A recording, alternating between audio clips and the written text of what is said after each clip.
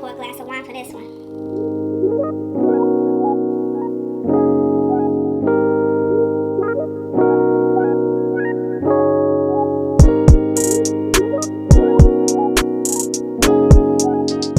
What's good, y'all? Welcome back to my channel.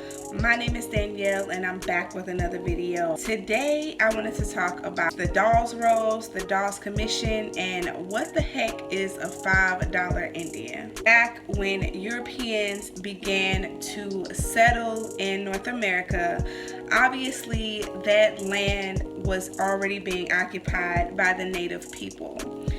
The Europeans wanted the land, so they would loot and burn the homes, they would steal livestock, and they committed mass murders of Native American people.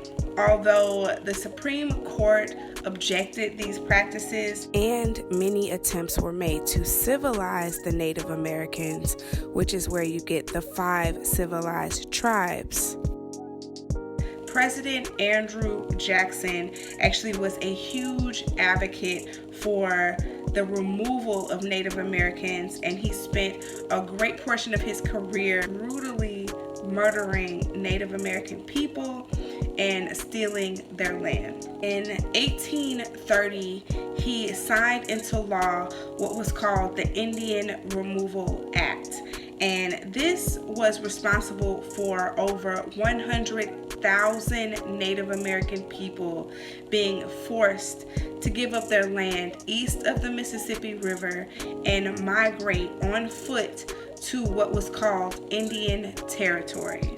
Now, Indian Territory is basically the state of Oklahoma now. Sometimes the native people would be taken to these holding spots, which were called removal camps or removal forts, and they were completely unsanitary. The people were mistreated, and oftentimes the women would actually be raped. The entire process of moving the Native Americans to Indian Territory lasted about 20 years, and thousands and thousands and thousands of Native people died, whether it be from starvation, disease, or just violence.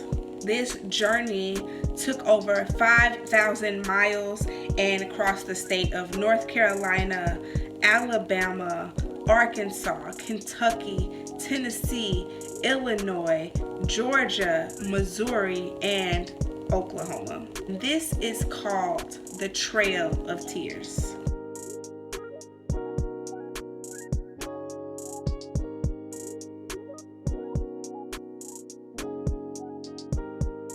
Now, almost 50 years later, in 1887, most of the native people that migrated had settled in Indian Territory, but the U.S. government still wasn't satisfied. So a congressman by the name of Henry L. Dawes actually proposed an act which was later known as the Dawes Act, that would subdivide land that was already promised to the native people. So basically, they wanted to break the communal land down even further, and they would grant individual people or families allotments of land. So this basically stole even more Native American land, because after all of the land was subdivided, anything that was left over was deemed surplus, and it was available for non-native people and corporations. In 1893, the Dawes Commission was created. And the Dawes Commission was a committee of white men that were appointed by the U.S. government to basically subdivide the land and figure out who was actually of native bloodline. So by 1896, the commission moved into Indian Territory, and they began enrolling members and dividing the land. Now, the Dawes Commission would make people testify and prove their native connection. They created enrollment cards for each individual member, including children, and each approved member would actually be allotted at least 40 acres of land. The commission would also make each person claim one membership to one tribe, even though it was completely common to have more than one line of ancestry. Now, when white settlers heard about the benefits that the Native American people were receiving, they began traveling to Indian territory and getting in these lines and claiming that they had a native bloodline. They would tell stories that they had been kidnapped by the Indian chief or members of the tribe and basically taught all of their rituals and all of their practices. And they did this solely because of the benefits that the Native people were receiving. They wanted to gain access to the benefits that was being given to the Native people, and the commission would actually accept an under-the-table fee of $5 to process falsified documents from Caucasian people claiming that they were Native American people. You have a bunch of Caucasian people that now have Native citizenship. Not only citizenship, but they receive benefits, and they also have some kind of say-so in the Native communities. Meanwhile, true Native American people either never registered on the Dawes rolls because of mistrust of the government, for good reason, or they were rejected because their skin tone was too dark.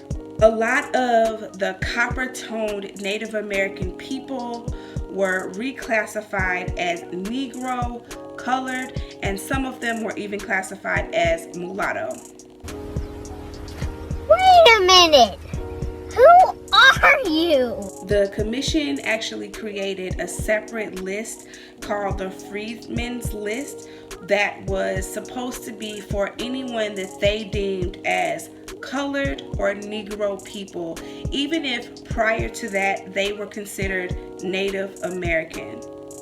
This was completely detrimental to the Native American tribes because a lot of the people that were legitimate Native Americans were excluded, and on the other hand, you have people that have no Native blood at all that were given benefits. So the Curtis Act of 1898 was actually an amendment of the Dawes Act of 1887. It was introduced by 31st Vice President Charles Curtis, also a congressman who was actually of Native American descent. And it was signed into law by President William McKinley. What the Curtis Act did was break up all the tribal governments. So now the Native people would not be subjected to their own laws, but to the laws of the federal government.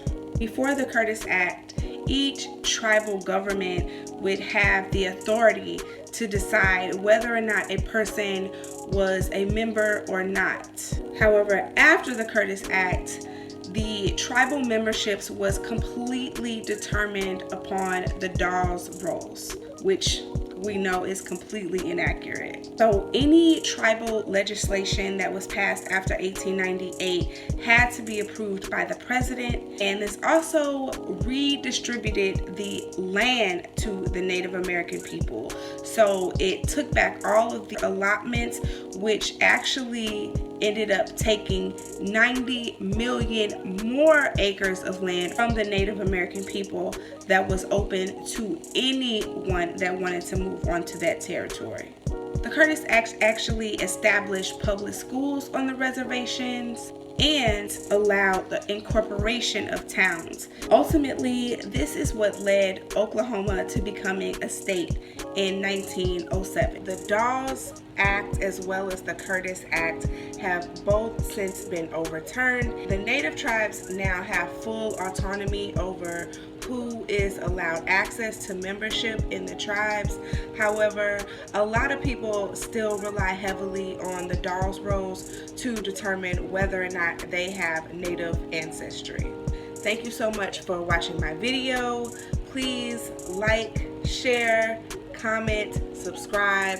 Don't forget to click the notification bell so you can know when I upload a new video. And I will see you guys the next time. Peace.